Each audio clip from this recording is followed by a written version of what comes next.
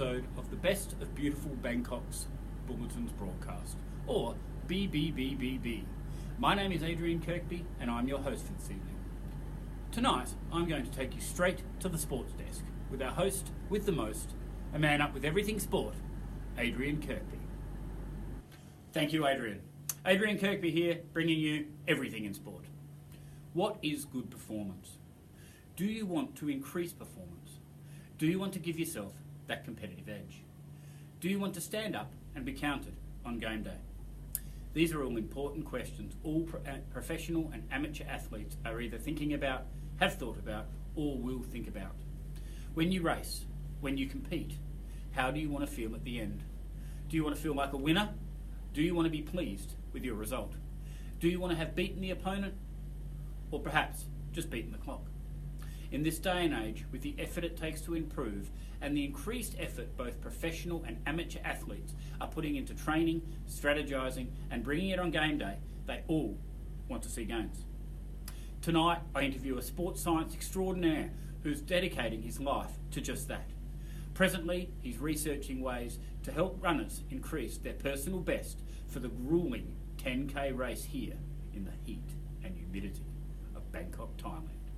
I bring you Adrian Kirkby. Thank you, Adrian. Hi, my name is Adrian Kirkby and my goal is to increase your PB. Firstly, I had to decide on an assessment that would be effective at analysing a run and then I could further use to help improve times. The assessment I decided to use was pace per kilometre, which will give me the kilometres an hour run at and help me predict their completion time. For improvement, we can then work at increasing pace, which improves their speed and decreases race time. Why concentrate on pace? Well, improving your pacing skills and learning to properly pace yourself during a race is one of the most critical skills a runner can develop. By learning the importance of pacing and fine-tuning your skills, you can improve your consistency and set new personal bests. Research has shown that recreational runners can overestimate or underestimate their pace as much as 20 seconds per kilometre. And while many assume that unless they're training for a specific time goal, pace doesn't matter, they're wrong. It does. And along with personal bests, being aware of pace can help you stay out longer by thinking more about time run than just distance. This not only has endurance benefits, but if your goal is to improve your overall time by increasing pace by small increments, you will have a higher success rate of achieving your goal of a quicker pace and thus quicker times. Now we have the goal and the method of evaluation, we need to think about a needs assessment. The first thing we need is to establish the course. We decide on a track to use which is 1.8 kilometres but has distance marked. 5 laps plus an extra K gives us our 10. What I have decided is I need a watch that can both record the pace that a runner runs at in real time as well as total time for the completion of the race as well as changes in pace so I can see how pace changes during the run. This needs to be easy to see and monitor during a race so pace can be adjusted accordingly. With all of this in mind, I have chosen the Sunto Ambit 3 Peak for this task. Not just a race watch, but technology built to help you improve. While I own this, some sponsorship would be good. The Ambit Sunto P3 is a GPS watch that tracks multiple sports including running, cycling and swimming. The watch can be paired with a heart rate sensor that records data during workouts on land and in the water. While this watch does a lot more than we need for analysing and improving our performance for a 10k race, I chose this watch and this model as I already own it. Cost of acquisition of technology is nothing. As I own it, I don't require being upskilled to use the technology as I already know how to do this, and analysis of data from technology is something I already know how to do and it does give me what I need. Look, advantages of the watch are that while I do have a phone application which can do these things, the Sunto Ambit 3 Peak has some clear advantages. As I've mentioned, it is easier to see where it's positioned on my wrist instead of on my arm for the phone. Total time, pace and distance covered can be seen on the screen at the same time, so there is no need to flip between these measures. All the necessary data can be viewed on the watch, including previous runs. Look, the only real disadvantage I could find was while records can be kept on the watch directly and they are a lot easier to see, the phone is better for that. It's a larger screen, it's easier to compare things. So while I would recommend having this available as well, it's not necessary. So having both is good, but if you just have one, then have the watch. My experience with the GPS is also that sometimes it can take a while to set, and especially in Bangkok with all the buildings, so time would need to be given for this to happen before the race.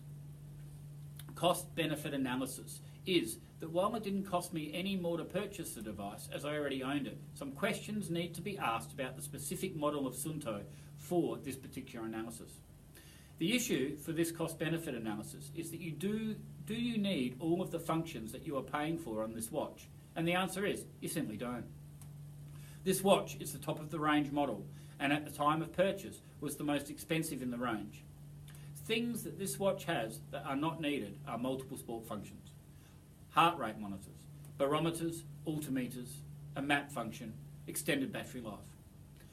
With a little research, I found a Part 5 Amazfit BIP for under $100, meaning you could do the same performance analysis with a watch for a quarter of the cost. This could be a real benefit if you are testing more than one runner at the same time. As I have mentioned, performance being evaluated is a 10-kilometre run under race conditions using pace. At present, the average time for the participant to run 10 kilometres is 60 minutes, so a pace of 6 minutes a kilometre and running at 10 kilometres an hour. The participant would like to set a goal for himself to achieve of improvement for the run to 50 minutes, so they need to run at a pace of 5 minutes a kilometre and 12 kilometres an hour for the total of 10k. The improvement needed by the participant to get their goal is to improve by 1 minute per kilometre to achieve a completed run in 50 minutes. And as speed equals distance divided by time, an increase in speed equals a decrease in time and an increase in performance. Some of the biomechanical principles at play here for this performance and the analysis are, look, firstly, with the running, the system being measured is the whole body that is in motion during the run. The internal forces are the muscles, and the external forces are the gravitational force pulling the runners to the ground. The kinetics are the forces applied by the muscles on the tendons and the bones to allow the runner to run. The kinematics is the outcome of the runner completing the 10-kilometre distance. Gravity is the attractive force, and the shoe contact is the contact force. Ground reaction force propulsive is the runner's muscles propelling them forward and is inside the system and can actually be 2 to 3 times the body weight of the runner on joints and muscles and bones. Ground reaction force vertical is the ground pushing up at you and is outside the system. Friction acting opposite the ground reaction force propulsive, which is also outside the system. The type of motion is general motion. It is a combination of linear motion with all parts of the axial skeleton, as well as the shoulder and pelvic girdle from the appendicular skeleton, moving at the same speed at the same time. An angular motion, as arms and hands rotate around the shoulders and the legs and feet rotate around the hips. This angular motion occurs in the sagittal plane. Newton's first law comes into play as the runner is stationary both before and at the completion of the race. The first law can also be seen as the runner uses the device to settle on a constant pace, and as such the axial skeleton has uniform motion. Newton's second law comes into play as the runner accelerates to the pace the runner wants to compete the run at and deaccelerates at the completion of the race. Newton's third law comes into play in relation when thinking about the gravitational forces pulling the runner down and the equal and opposite force as the track pushes back up at the runner. While the track is at 1.8 kilometres, which is 5 laps and then an extra K, it gives us a scalar quantity of 10 kilometres. Thinking of it as a vector quantity, as the run will be anti-clockwise, it is 1 kilometre in an anti-clockwise direction. That is the displacement. Kinetic friction is the action as the shoe grips the track and the runner pushes both down and backwards so that they can be propelled forwards. The track is completely flat with no increase in altitude at any point. Being completely flat eliminates the extra gravitational force needed when going uphill and the aid of the gravitational force when coming downhill. In conclusion, I believe the type of assessment such as pace is a good measure of the run and a good predictor of the completion time and performance. The technology used is well chosen to assess this performance and to be able to help improve performance. While it certainly isn't the most cost-effective way of doing this if you needed to purchase the technology new, In this case, considering it is mine and I don't need to purchase anything else, it is the most cost-effective way in this instant with only one participant. We were able to measure the run, and therefore, if we could measure it, we were able to put something in place to improve it. Our goal was achieved. We were able to understand why the participant wasn't currently performing at their chosen level, and being able to understand why they were not running at their desired pace and time for the race, we were able to put in a plan to fix this and achieve it for the runner to achieve their goal. Back to the newsroom. Thank you, Adrian.